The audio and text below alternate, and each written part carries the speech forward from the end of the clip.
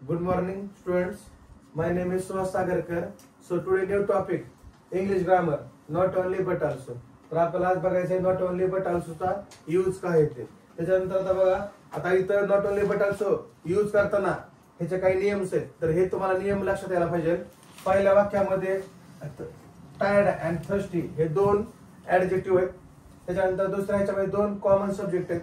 तिसऱ्यामध्ये दोन common predicate आहेत आणि चौथ्यामध्ये दोन कॉमन ऑब्जेक्ट आहेत. मग तुम्हाला हे वाक्यामध्ये ओळखता यायला पाहिजे की कॉमन काय आलंय ते, आणि त्याच्यानं आपल्याला नॉट ओनली बट. आता बघा, ह्या ठिकाणी टायर्ड अँड थर्स्टी हे काय दोन कॉमन ऍडजेक्टिव्ह आहेत.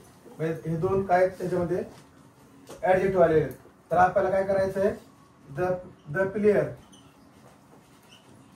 Players wear not only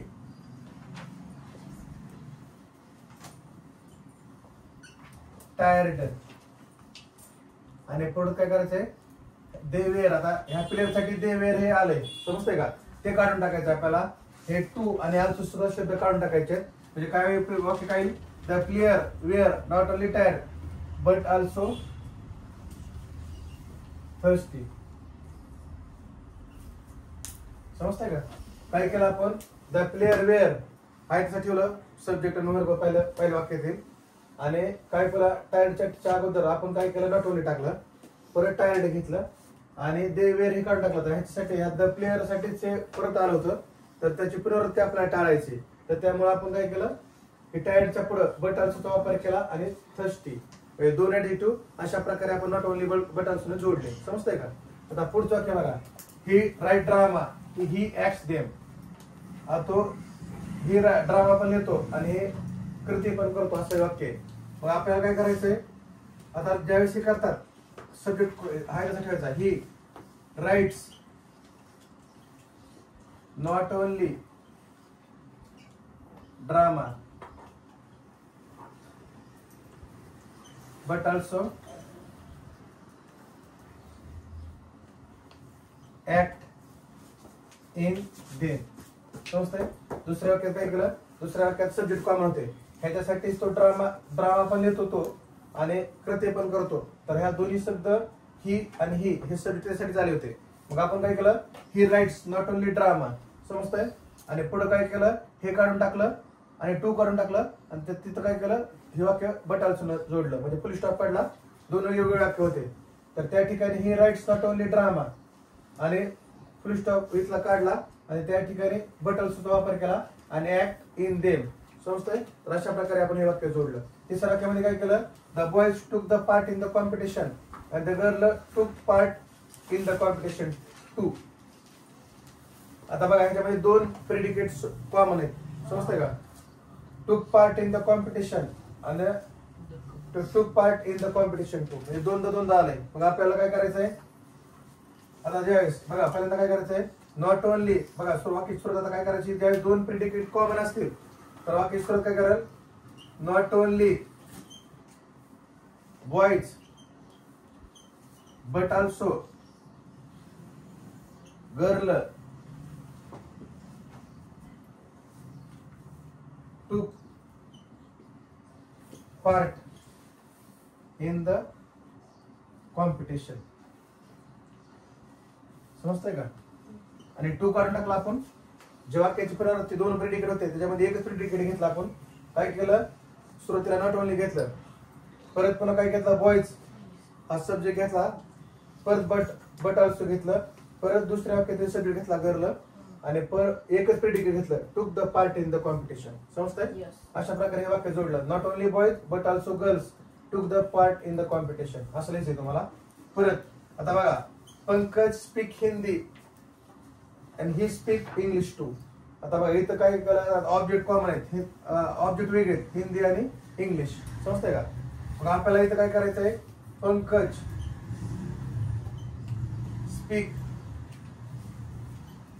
not only Hindi but also English. म्हणजे बघा, हे स्पीक आणि हे स्पीक ह्या ठिकाणी काय होतं, कॉमन होतं. समजतंय का. म्हणजे वर्ब कॉमन होतं या ठिकाणी. तर आपण काय केलं, आणि जे ऑब्जेक्ट आहेत ते दोन्ही वेगळे आहेत, इंग्लिश आणि हिंदी. समजतं का? भिन्न ऑब्जेक्ट आहेत पण मेन वर्ब जे होते कॉमन होते. मग आपण काय केलं, पंकज स्पीक्स एकच घेतलं. Pankaj speaks not only Hindi but also English, अशा प्रकारचं वाक्य येतं आणि टू काढून टाकलं त्यातलं. समजतंय? हे टू काढायचंय. परत आता लक्षात काय, पंकज लाईक मँगोज आणि ही लाईक्स ऍपल टू. आता कोण सांगेल मला? Sir, Pankaj not like only mangoes. Welcome back to my YouTube channel आणि Instagram channel. Today new grammar topic not only but also. तर आता आपण काय शिकलो, नॉट ओनली बट ऑल्सो. म्हणजे आपल्याला वाक्यामध्ये बघितलं काही ठिकाणी कॉमन होतं, काय काय काय कॉमन होतं, काही ठिकाणी प्रेडिकेट कॉमन होतं, काही ठिकाणी सब्जेक्ट कॉमन होते, काही ठिकाणी ऍडजेक्टिव्ह कॉमन होते आणि काही ठिकाणी ऑब्जेक्ट किंवा वर्ब कॉमन होते. तर ह्याच्यामध्ये आपण नॉट ओनली बट ऑल्सोचा आपण यूज केलाय. आता पहिलं कोण सांगतंय, the player were tired they were thirsty too. काय केलं आपण? हा द प्लेयर्स वेअर घेतला कारण इकडे पण दे आणि इकडे पण यस लागले, त्यामुळे प्लेयर्स वेअर घेतलं. मग नॉट ओनलीचा वापर केला, टायर्ड घेतला, बट ऑल्सो आणि थ्रस्टी घेतला आणि टू ही काढून टाकला. हा, म्हणजे वाक्यात आलेले शब्द टू आणि ऑल्सो हे काढून टाकायचे आपल्याला. द प्लेयर वेअर म्हणजे प्लेयर साठीच इकडे पण सेकंड वाक्यामध्ये दे वेअर थर्स्टी, म्हणजे दोन कॉमन, म्हणजे प्लेयर साठीच दे वेअर हे सब्जेक्ट आणि वर्ब आलेलं होतं. तर ते आपण त्याची पुनरावृत्ती आपल्याला टाळायची. मग आपण काय केलं, the player wear not only tired but also thirsty, अशा प्रकारे वाक्य जोडलं आपण. समजतंय? पण दुसरं वाक्य काय, he writes drama he acts them too. हा सांग. He writes drama, he acts in them too. He writes not only. He writes जसं घ्यायचं, हाय तसं घ्यायचं, not only घ्यायचं. परत ही कॉमन आले, कॉमन वर्ब आले म्हणून ही एकदाच घ्यायचं, ड्राम्स. आणि परत but also acts in them आणि टू काढायचं. म्हणजे दोन्ही पण त्यासाठी चाललंय, ड्रामा पण लिहितोय आणि ऍक्ट्स पण करते पण करतोय. तर त्यासाठी आपल्याला काय पुनरावृत्ती टाळायची. म्हणून ही rights not only dramas but also act them, अशा प्रकारे हे सेंटेन्स होईल त्याचं. पुन्हा तिसरं काय होतं, सांग आता. सर, ह्या वाक्यामध्ये प्रेडिकेट कॉमन आले.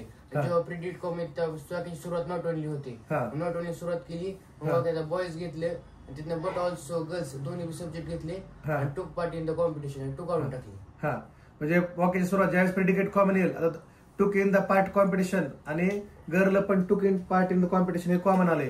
तर त्यामुळे आपण वाक्याची सुरुवात कशी केली, पहिल्या दोन वाक्यामध्ये वेगळी होती. खाली काय केलं, not only boys but also girls took the part in the competition. तर अशा प्रकारचं वाक्य आपलं होईल ज्यावेळेस दोन प्रेडिकेट कॉमन दिले त्यावेळेस.